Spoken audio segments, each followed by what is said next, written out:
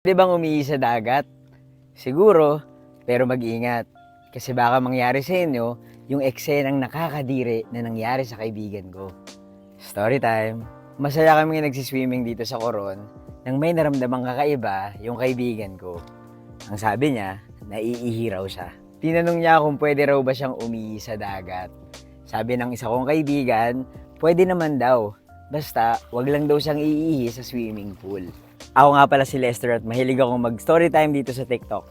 Kung di nyo pa ako fina-follow, follow nyo na ako.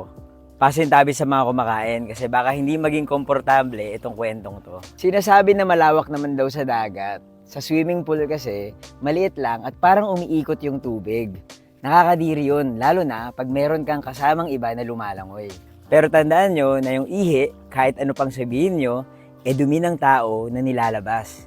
Kaya as much as possible, sana umihi tayo sa tamang palikuran. Kahit hindi sa swimming pool, huwag tayong iihi sa mga pader, sa mga gulong, o kung saan-saan. Kasi madumi to at mabaho. Back to the story. So umihi nga yung kaibigan ko dun sa dagat. Sabi niya, mainit daw sa pakiramdam. Tapos naalala nung isang kong kaibigan nung umihi siya isang beses sa dagat na madaming tao. Maginhawa raw sa pakiramdam pero nakakakonsensya.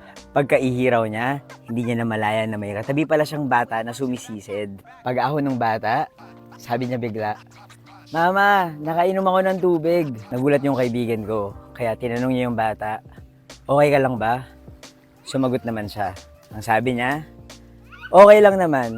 Kaya lang, ang init ng tubig sa parteng to ng dagat ah." Nanlamig yung kaibigan ko habang nakalubog sa malamig na tubig ng dagat.